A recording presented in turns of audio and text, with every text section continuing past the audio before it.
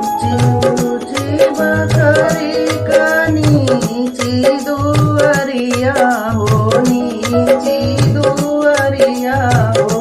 अरुजल माऊरवा का घोपरे ललनजी अरे अरुजल माऊरवा का घोपरे ललनजी अरे बहरे बाळू की भीतर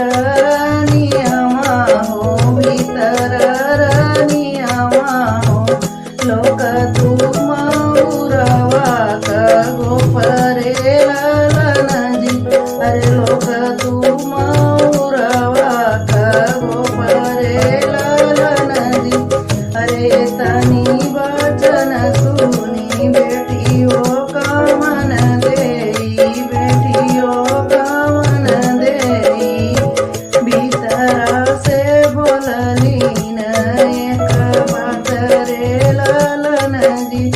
अरे कैसे कालो की स्वामी मऊरे का गोपवा हो मऊरे का गोपवा हो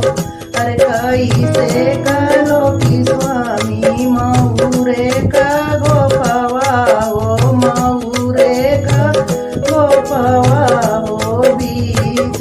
माड़वा बैठल हरे का भोगवा हो बीच माड़वा बैठल हरे का लोगवा हो